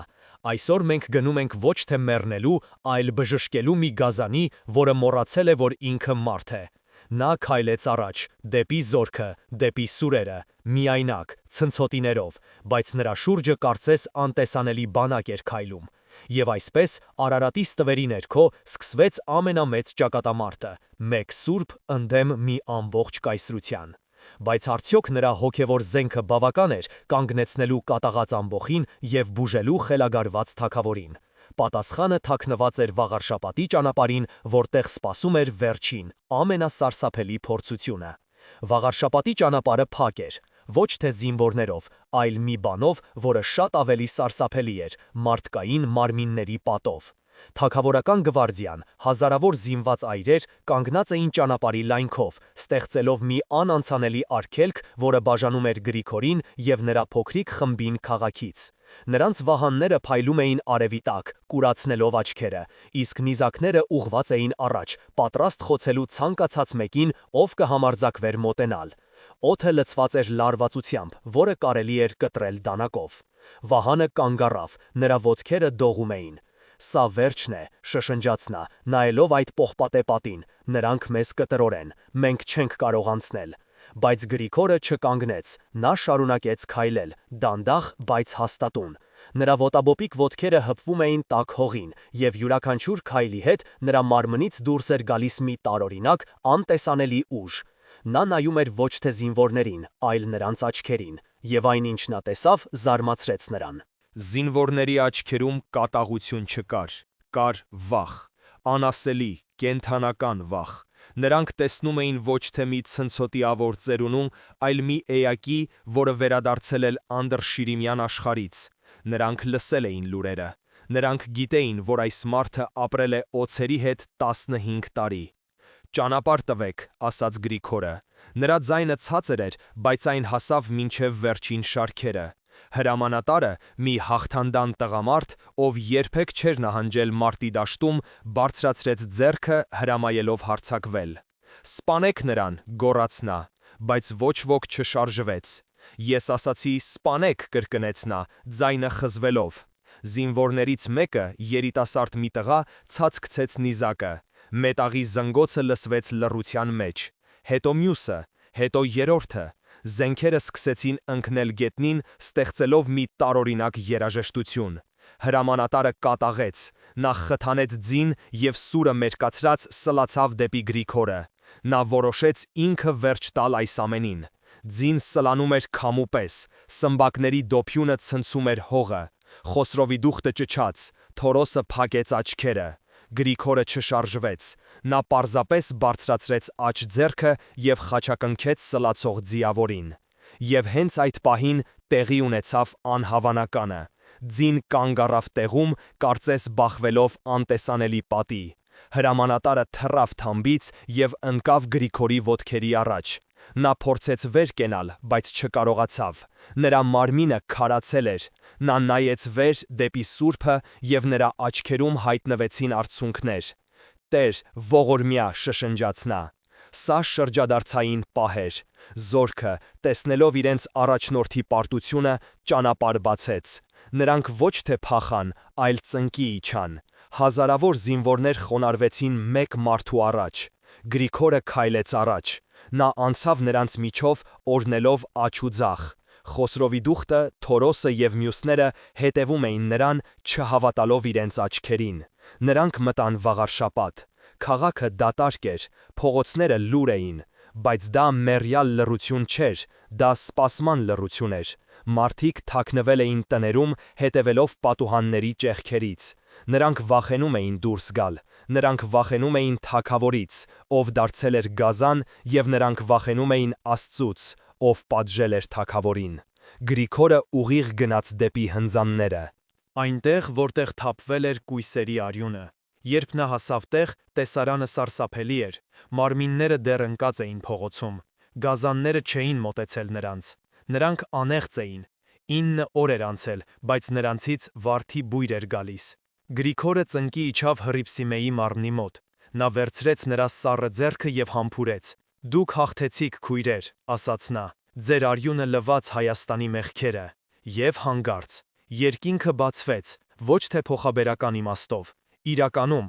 Ամպերը ետ քաշվեցին, և երկնքից իջավ մի լույսի սյուն, որը հարվածեց ուղիղ այն տեղին, որտեղ կանգնած էր Գրիգորը։ Լույսի մեջ երևաց ոսկե մուրճը բռնած միացինը։ «Էջ միացիննի հորե», բացականչեց Գրիգորը։ Գետինը դղրդաց։ Մարդիկ դուրս թափվեցին տներից։ Նրանք այլևս չէին կարող թաքնվել։ Նրանք վազեցին դեպի լույսը։ Հազարավոր մարդիկ, ծեր, ջահել, հարուստ, աղքատ, հավաքվեցին հրապարակում։ Նրանք տեսնում էին տեսիլքը, նրանք լսում էին երկնային ձայները, բայց ամենակարևորը դեռ առջևում էր։ Անտառից լսվեց մի սարսափելի ոռնոց։ Վարազը գալիս էր։ Տրդատը, կամ այն, ինչ մնացել էր նրանից, զգացել էր սրբի ներկայությունը։ Նա վազում էր դեպի քաղաք, ջարդելով ամեն ինչ իր ճանապարհին։ Մարդիկ սարսափահար ետ քաշվեցին։ Գազանը մտավ հրապարակ։ Նա հսկայական էր, մազոտ, արյունոտ աչքերով։ Նա կանգ առավ Գրիգորի դիմաց և մռնչաց։ Դա մարտահրավեր էր,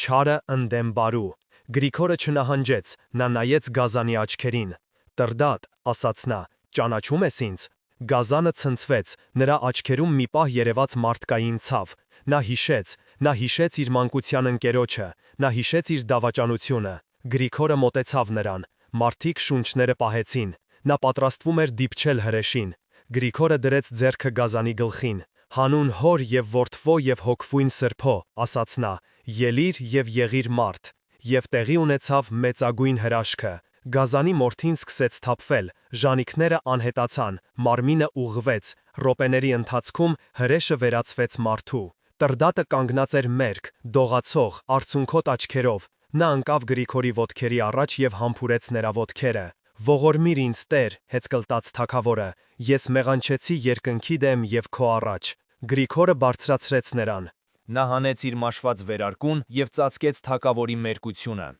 Աստված ներեց քեզ, ասաց նա։ Ժողովուրդը տեսնելով սա միաբերան գոռաց. «Մեծ է քրիստոնյաների Աստվածը»։ Այդ պահին մեհյանները փլուզվեցին, ոչ ոք դրանց ձեռք չէր տվել, բայց կուռքերը ընկան իրենց պատվանդաններից և փշրվեցին։ Հին աշխարհը մեռավ, նորը ծնվեց։ Բայց սա միայն սկիզբն էր։ Գրիգորը դարձավ դեպի ժողովուրդը։ Նրա դեմքը փայլում էր։ Այսօր, հայտարարեց նա, Հայաստանը դառնում է Աստծո պարտեզը։ Մենք կկառուցենք տաճարներ, մենք կմկրտենք ազգը, և ոչ մի ուժ չի կարողանա հաղթել մեզ, քանի դեռ մենք պահում ենք այս լույսը։ Տրդատը, ով արդեն ուշքի էր եկել, բարձրացավ մի բարձր քարի վրա։ Լսեք ինձ, հայեր, գոռաց նա։ Ես, Տրդատս, հրամայում եմ, այսուհետ Քրիստոսն է մեր թագավորը։ Ով չի ընդունի նրան, նա իմ թշնամին է։ Սա պատմական պահ էր, 301 թվական, աշխարհում առաջին քրիստոնյա պետությունը։ Բայց Գրիգորը գիտեր, որ դժվարությունները դեռ առջևում են։ Մկրտել թագավորին հեշտ է, մկրտել ժողովրդին դժվար։ Հին սովորույթները դեռ կենդանի էին, քրմերը թաքնվել էին լեռներում և վրեժ էին նյութում։ Գրիգորը նայեց Արարատին։ Լեռը կարծես ժպտում էր։ Նա հասկացավ, որ իր առաքելությունը նոր է սկսվում։ Նա պետք է լուսավորիչ դառնար ոչ միայն անունով, այլև գործով։ Եվ հենց այդ պահին, երբ ուրախությունը հասել էր գագաթնակետին, ամբոխի միջից դուրս եկավ մի կին։ Նա ծեր էր կորացած։ Նա մոտեցավ Գրիգորին և բռնեց նրա ձեռքը։ Դու բժշկեցիր թագավորին, ասաց նա, բայց կարող ես բժշկել իմ որդուն, ով մեռավ քո պատճառով։ Լռություն։ Գրիգորը նայեց կնոջը։ Նա ճանաչեց նրան։ Դա այն զինվորի մայրն էր, ով առաջինը նետել էր նիզակը Հռիփսիմեի վրա և տեղում մահացել էր։ Քո որդին մեռավ իր մեղքի պատճառով, ասաց Գրիգորը մեղմ, բայց նրա հոգին դեռ կարող է փրկվել։ Նա ծնկի իջավ և սկսեց աղոթել։ Եվ այդ աղոթքը դարձավ հիմքը այն մեծ զղջման, որը պետք է ապրեր ամբողջ ազգը։ Այսպես սկսվեց մեծ դարձը։ Ոչ թե սրով, այլ աղոթքով, ոչ թե ուժով, այլ սիրով։ Եվ այդ օրվանից Հայաստանը դարձավ փարոս, որը լուսավորում է խավարը մինչև այսօր։ Վաղարշապատի կենտրոնական հրապարակում տիրող լռությունը ավելի ծանր էր, քան այն քարերը, որոնք րոպեներ առաջ կազմում էին հզոր մեհյանների պատերը, եւ այդ փոշին, որը դանդաղ նստում էր մարդկանց ուսերին, կարծես հին աշխարհի մոխիրն է լիներ։ Տրդատ թագավորը, հայոց աշխարհի երբեմնի ամենահզոր եւ ամենադաժան տիրակալը, դեռ ծնկաչոք էր Գրիգորի առջև, եւ նրա մերկ ուսերը ցնցվում էին անզսպելի հեծկլտոցից, որը սղոցում էր ներկաների սրտերը։ Սա պարզապես ապաշխարություն չէր, սա մի ամբողջ դարաշրջանի փլուզումն էր մեկ մարդու հոգում։ Մարդիկ նայում էին իրար, չհասկանալով, թե ինչ անել՝ ծափահարել, փախչել, թե հետևել թագավորի օրինակին։ Օդում կախված էր մի անտանելի հարց, որը ոչ ոք չէր համաձայնվում բարձրաձայնել։ Իսկ ինչ կլինի վաղը։ Չէ որ դարեր շարունակ նրանք պաշտել էին Վահագնին և Անահիտին, չէ որ նրանց պապերը զոհեր էին մատուցել կրակին։ Հիմա, երբ կուռքերը փշրված էին, շատերի սրտում առաջացավ սարսափելի դատարկություն և վախ վրեժխնդրությունից։ Միթե հին աստվածները չեն պատժի նրանց։ Ամբոխի եզրին կանգնած էր քրմապետը, արձանը։ Նրա դեմքը, որը սովորաբար անշարժ էր ինչպես դիմակ, այժմ ծռմռված էր ատելությունից և սարսափից։ Նա տեսնում էր, թե ինչպես է իր իշխանությունը, կառուցված վախի և սնահավատության վրա, հալվում արևի տակ դրված մոմի պես։ Նա սեղմեց իր գավազանը այնքան ուժեղ, որ մատները սպիտակեցին։ Սա խաբեցություն է, շշնջաց նա իր կողքին կանգնած երիտասարդ քրմին, նա կախարդեց թագավորին, մենք չպետք է թույլ տանք, որ այս թույնը տարածվի։ Բայց դա միայն սկիզբն էր այն մեծ պառակտման, որը պատրաստվում էր պատռել Հայաստանը։ Գրիգորը, ով մինչ այդ պահը թվում էր, թե ամբողջովին կլանված է աղոթքով, դանդաղ բարձրացրեց գլուխը։ Նրա աչքերը, որոնք տեսել էին դժոխքի խավարը եւ երկնքի լույսը, այժմ նայում էին ժողովրդին ոչ թե որպես դատավոր, այլ որպես հովիվ, ով տեսնում է գայլերին։ Նա հասկացավ, որ հրաշքը միայն առաջին քայլն էր, հիմա սկսվում էր ամենադժվարը՝ կառուցել եկեղեցին մարդկանց սրտերում։ «Վեր կաց Տրդատ», ասաց նա, ձեռքը դնելով թագավորի ուսին, «արցունքների ժամանակը անցավ, հիմա գործելու ժամանակն է։ Աստված քեզ վերադարձրեց մարդկային կերպարանքը ոչ թե նրա համար, որ դու լաց լինես անցյալի վրա, այլ որպեսի կառուցես ապագան»։ Թագավորը դանդաղ բարձրացավ։ Երբ նա շրջվեց դեպի ժողովուրդը, բոլորը ետ քաշվեցին։ Նրա դեմքը դեռ կրում էր տառապանքի հետքերը, բայց աչքերում այլևս չկար գազանային մոլուցքը։ Այնտեղ կար մի նոր, անծանոթ վճռականություն։ «Իմ զինվորներ», գոչեց նա, եւ նրա ձայնը, թեև խռպոտ, բայց հնչեղ էր։ «Այսօր դուք տեսաք ճշմարտությունը, ձեր թագավորը գազան էր, իսկ այս մարդը, ում մենք նետել էինք փոսը, դարձավ մեր փրկիչը»։ Նա հանեց իր սուրը։ Ամբոխը սարսռաց։ Միթե նա նորից սկսելու է սպանել։ Բայց Տրդատը բռնեց սուրը սայրից եւ բռնակը պարզեց դեպի երկինք, ստեղծելով խաչի նշան։ «Այսուհետ», հայտարարեց նա, «իմ սուրը ծառայելու է միայն խաչյալին, եւ ով իմ դեմ է, նա Աստծո դեմ է»։ Եվ հենց այդ պահին տեղի ունեցավ անհավանականը։ Զորքի մի մասը, հին գվարդիան, որը հավատարիմ էր քրմերին, չխոնարհվեց։ Նրանք մնացին կանգնած, ձեռքերը զենքերին։ Նրանց հայացքները սառն էին եւ թշնամական։ Եկեղեցին դեռ չէր ծնվել, բայց արդեն ուներ իր հուդաներին։ Արձան քրմապետը առաջ եկավ։ «Դու խելագարվել ես, արքա», գոռաց նա մատը տնկելով Տրդատի վրա։ «Դու ուրանում ես քո պապերի աստվածներին հանուն մի հրյա ատարձագործի։ Դու կարծում ես, թե այս կախարդանքը կտևի։ Արևը կխավարի եւ երկիրը կպատրվի քո մեղքի պատճառով»։ Սա բացահայտ ապստամբություն էր։ Հրապարակում իրավիճակը շիկացավ։ Մարդիկ բաժանվեցին երկու մասի։ Ոմանք վազեցին դեպի Գրիգորը, մյուսները դեպի քրմապետը։ Ընտանիքներ բաժանվեցին, եղբայրը կանգնեց եղբոր դեմ։ Խոսրովի դուխտը, ով կանգնած էր Գրիգորի կողքին, զգաց սառը քրտինքը մեջքին։ Նա հասկացավ, որ հրաշքը չի լուծել խնդիրները, այլ միայն բացահայտել է վերքերը։ «Նրանք կսպանեն մեզ», շշնջաց նա Գրիգորին, «նայիր նրանց աչքերին, նրանք պատրաստ են հոշոտել մեզ»։ Գրիգորը չպատասխանեց։ Նա նայում էր արձանին խորը ցավով։ «Արձան», ասաց նա հանգիստ, «դու պաշտպանում ես քարերը, որոնք չեն կարող խոսել, դու վախենում ես կորցնել ոչ թե աստվածներին, այլ քո իշխանությունը»։ «Լռիր, օձ», գոռաց քրմապետը եւ հրամայեց իր կողմնակիցներին, «հարձակվեք, սպանեք նրանց հանուն Վահագնի»։ Զինված բախումը անխուսափելի էր։ Բայց Տրդատը, ով հենց նոր էր վերագտել իր մարդկային կերպարանքը, կատարեց մի քայլ, որը ցնցեց բոլորին։ Նա չհարձակվեց։ Նա կանգնեց Գրիգորի եւ զինվորների միջև անզեն բաց կրծքով։ «Խփեք», ասաց նա, «եթե ուզում եք սպանել նրան, նախ սպանեք ձեր թագավորին։ Բայց իմացեք, որ ես մեռնելու եմ որպես քրիստոնյա, իսկ դուք ապրելու եք որպես մարդասպաններ»։ Զինվորները կանգ առան, ոչ ոք չհամարձակվեց ձեռք բարձրացնել արշակունու վրա։ Հին ավանդույթը, հարգանքը թագավորի հանդեպ, այս անգամ աշխատեց հօգուտ նոր հավատքի։ Արձանը հասկացավ, որ պարտվել է այս ճակատամարտը։ Նա թքեց գետնին, շրջվեց եւ իր հետևորդների հետ հեռացավ դեպի լեռները։ «Մենք դեռ կհանդիպենք», սպառնաց նա, «եւ այդ օրը արյունը կհոսի գետերի պես»։ Երբ նրանք հեռացան, հրապարակում մնացին միայն նրանք, ովքեր ընտրել էին լույսը, բայց նրանց դեմքերին ուրախություն չկար, կար շփոթմունք։ Տեր Խորենը, ով հրաշքով ողջ էր մնացել այս ամբողջ ընթացքում, մոտեցավ Գրիգորին։ «Հայր», ասաց նա, «մենք հաղթեցինք, բայց մենք մենակ ենք։ Քրմերը վերահսկում են Գանձարանը, հողերը, գյուղացիների միտքը։ Ինչպես ենք մենք կառուցելու եկեղեցին առանց ոչնչի»։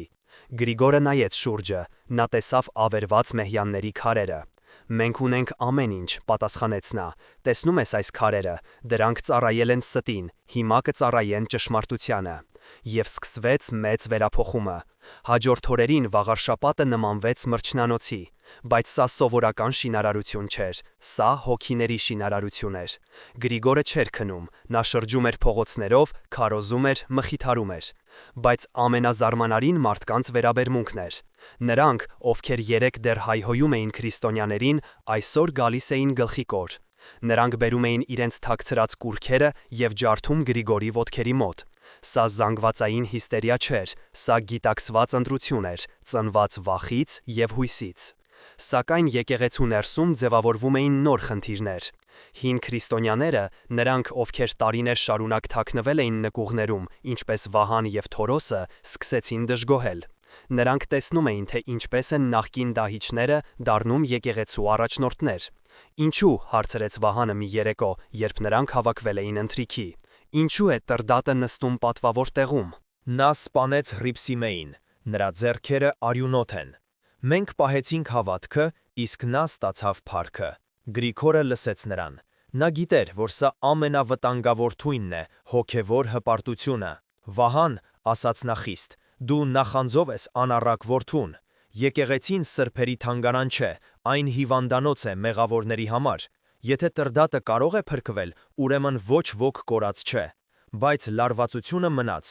Այդ գիշեր Գրիգորը տեսիլք տեսավ։ Նա կանգնած էր այնտեղում, որտեղ իջել էր միացինը։ Հողը դեռ տաք էր, և նա տեսավ, թե ինչպես են գետնից բարձրանում ոչ թե քարե պատեր, այլ լուսե սյուներ։ Նա հասկացավ, որ պետք է կառուցի մի բան, որը կմիավորի բոլորին, հին և նոր հավատացյալներին, թագավորին և Ռամիկին։ Առավոտյան նա հավաքեց բոլորին։ Մենք կառուցելու ենք մայր տաճար, հայտարարեց նա, հենց այստեղ, և դրա հիմքում դնելու ենք ոչ թե ոսկի, այլ նահատակների մասունքները։ Տրդատը առաջինը մոտեցավ։ Նա հանեց իր թիկնոցը և փռեց գետնին։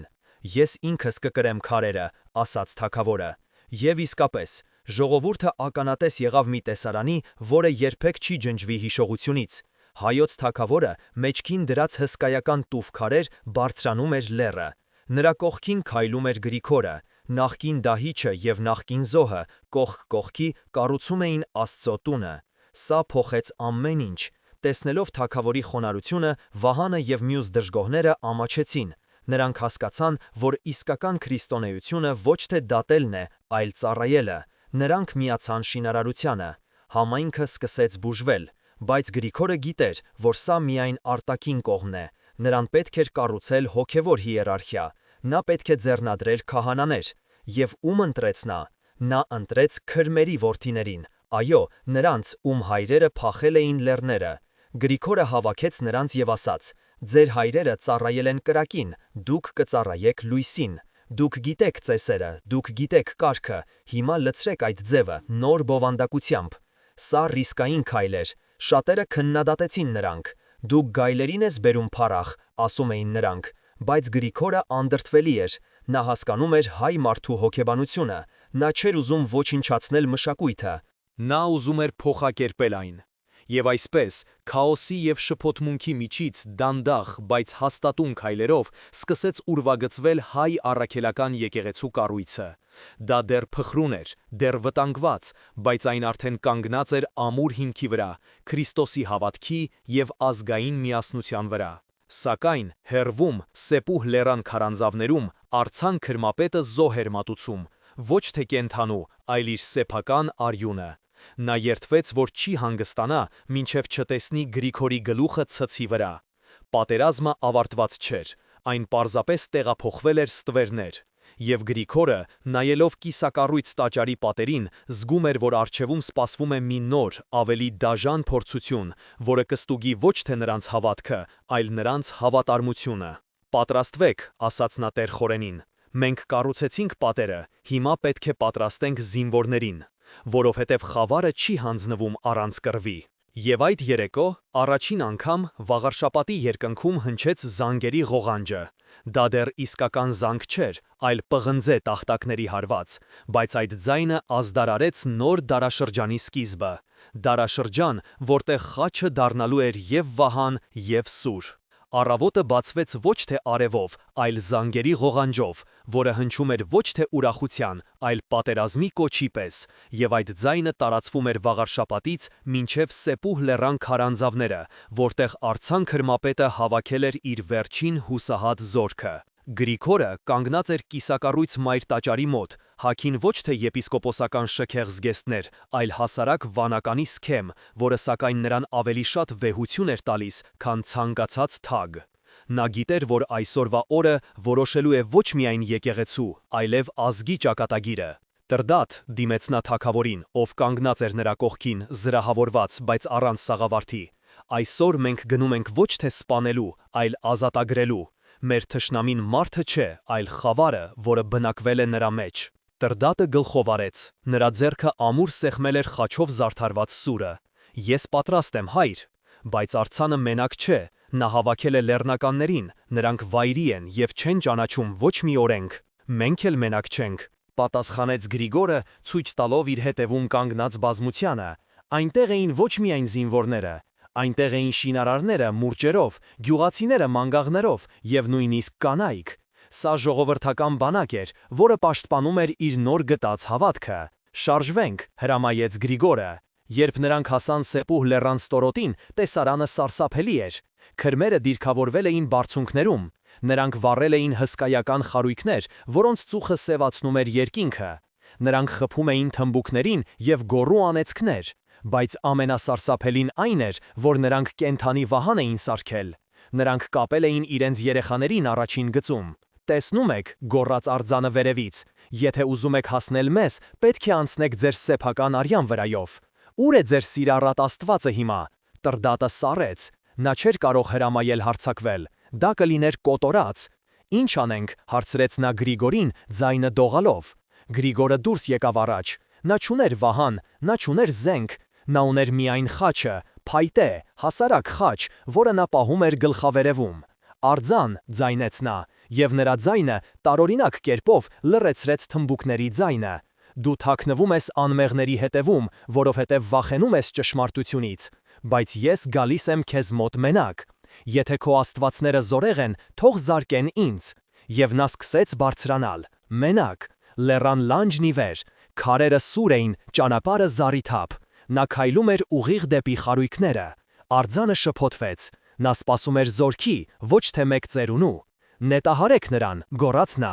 Նետերը թռան, հարյուրավոր նետեր։ Տրդատը ճչաց, ժողովուրդը փակեց աչքերը, բայց նետերը չհասան նրան։ Մի ուժեղ քամի, որը հանկարծակի բարձրացավ ձորից, շեղեց դրանց ուղղությունը։ Նետերը ընկան Գրիգորի ոտքերի մոտ, առանց դիպչելու նրան։ Սա կախարդանք է, բղավեց արձանը։ Սա հավատք է, պատասխանեց Գրիգորը, շարունակելով ճանապարհը։ Նա հասավ երեխաներին։ Նա հանեց գոտուց դանակը։ Քրմերը կարծեցին, թե նա պատրաստվում է սպանել նրանց, բայց Գրիգորը կտրեց պարանները։ Գնացեք տուն զավակներս, ասաց նա մեղմ, ձեր հայլերը մոլորվել են, բայց դուք ազատ եք։ Երեխաները վազեցին ներքև դեպի իրենց ծնողները։ Այդ տեսարանը կոտրեց լեռնականների դիմադրությունը։ Նրանք տեսան, որ օտարների Աստվածը փրկում է, իսկ իրենց քրմերը զոհաբերում։ Լեռնականներից մեկը, մի հսկա տղամարդ, ցած դրեց կացինը։ Ես չեմ կռվի այս մարդու դեմ, ասաց նա սուրբ է։ Արձանը մնաց մենակ իր մի քանի հավատարիմների հետ։ Նա հասկացավ, որ պարտված է, բայց նրա հպարտությունը թույլ չէր տալիս հանձնվել։ Եթե ես պետք է մեռնեմ, գոռաց նա, ապա կտանեմ քեզ հետս։ Նա վազեց դեպի խարույկը, վերցրեց մի այրվող գերան և նետվեց Գրիգորի վրա։ Տրդատը, ով արդեն բարձրանում էր հետևից, չէր հասցնի, բայց Գրիգորը չշարժվեց։ Նա նայեց արձանի աչքերին։ Կրակը, որին դու պաշտում ես, կայրիկ ես, ասաց նա։ Արձանը սայթաքեց, գուցե պատահականություն էր, գուցե Աստծո կամքը։ Նա ընկավ հենց իր վառած խարույկի մեջ։ Կրակը բռնկվեց նրա զգեստներին։ Նա ճչաց, բայց ոչ ոք չմոտեցավ օգնելու։ Նույնիսկ իր աշակերտները ետ քաշվեցին սարսափահար։ Գրիգորը մոտեցավ։ Նա կարող էր թողնել, որ նա այրվի։ Դա կլիներ արդար պատիժ, բայց նա հանեց իր վերարկուն և գցեց կրակի վրա, փորձելով հանգցնել այն։ Արձանը կիսաայրված նայեց նրան։ Ինչու, հարցրեց նա հազիվ լսելի, ինչու ես փրկում ինձ։ Որովհետև իմ Աստվածը սեր է, պատասխանեց Գրիգորը։ Արձանը մահացավ րոպեներ անց, բայց նրա մահը դարձավ վերջին կետը հեթանոսության դագաղի վրա։ Քրմերը, տեսնելով իրենց առաջնորդի վախճանը և Գրիգորի ողորմածությունը, ծնկի իջան։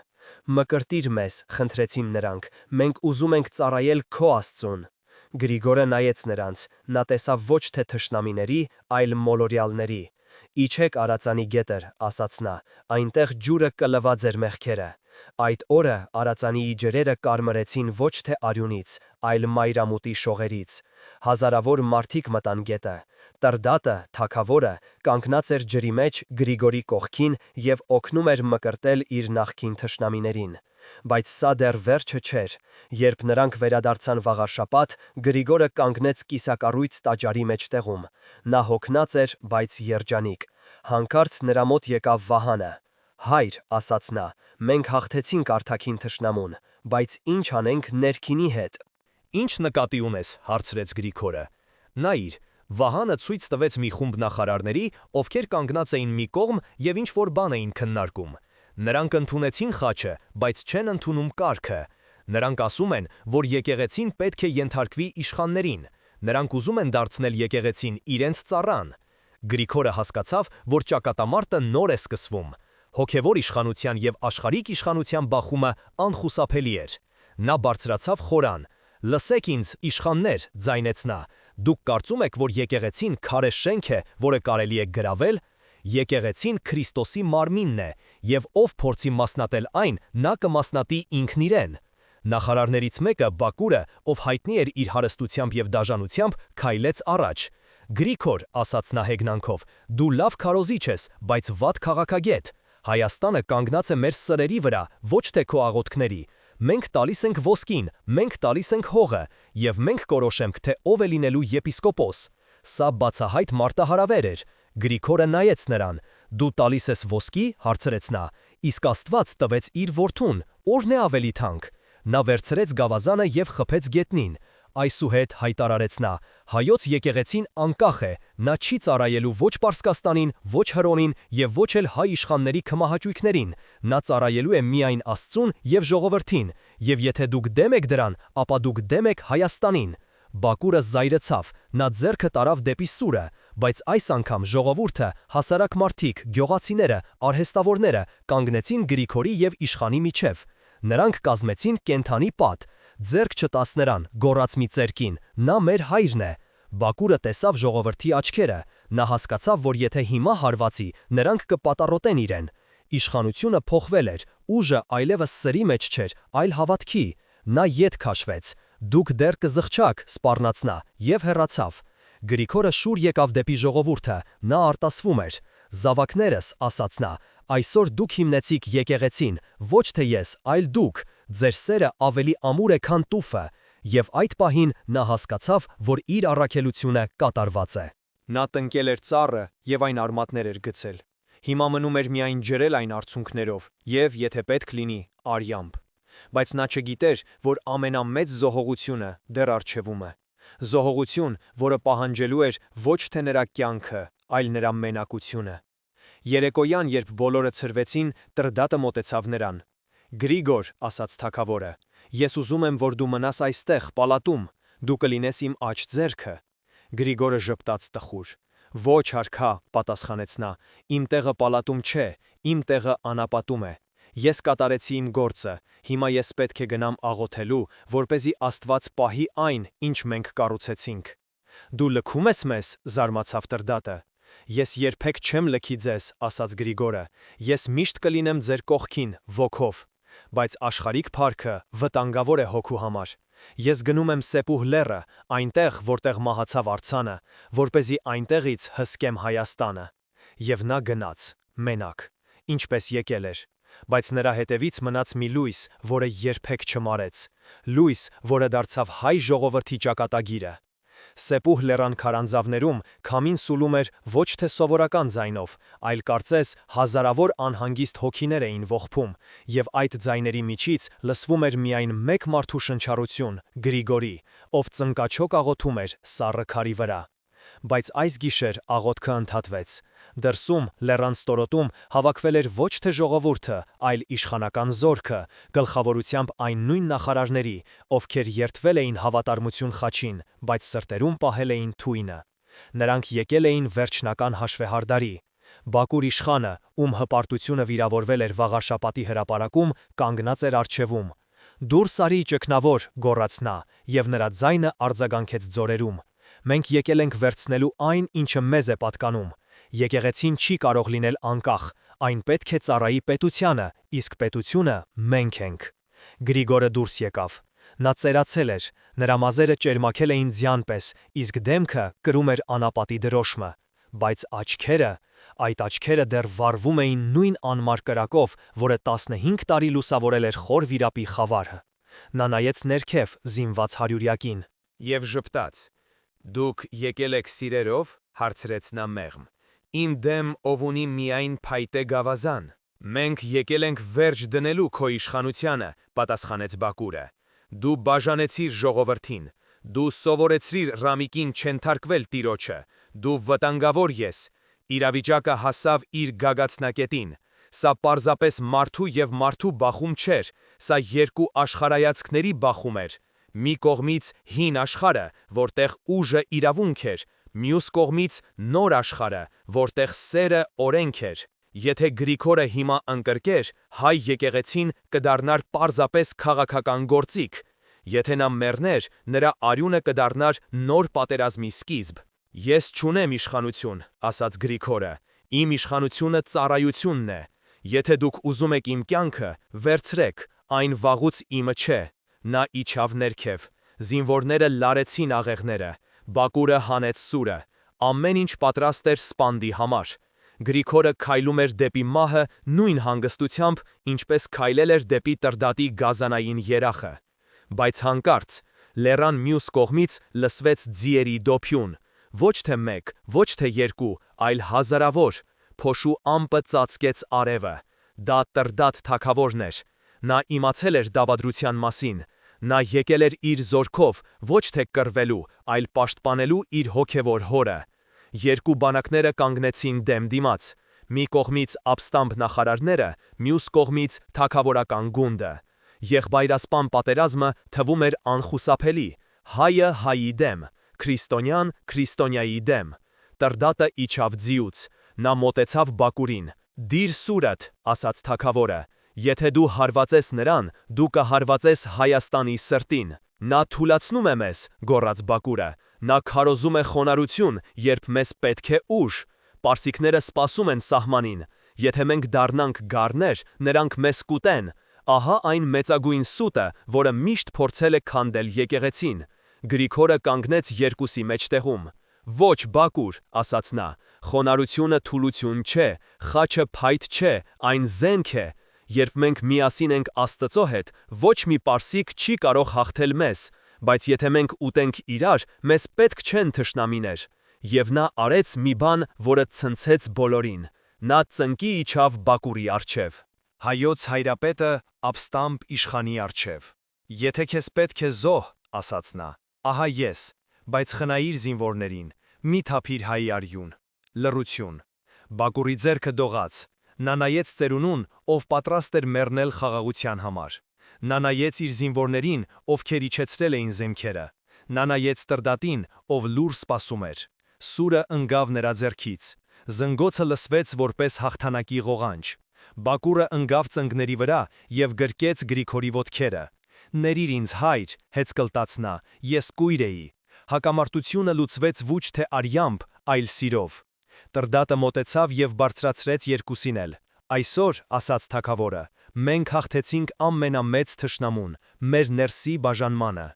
Հաջորդ տարիները դարձան Հայաստանի ոսկեդարի նախերգանքը։ Գրիգորը թեև վերադարձավ իր ճգնարանը, բայց նրա հոգին ներկա էր ամենուր։ Եկեղեցիները բազմանում էին, դպրոցները բացվում էին, բայց ամենակարևորը՝ մարդիկ փոխվեցին։ Նախարարները սկսեցին կառուցել վանքեր իրենց ամրոցների կողքին։ Գյուղացիները սկսեցին երգել շարականներ դաշտերում։ Եվ ահա եկավ վերջին օրը։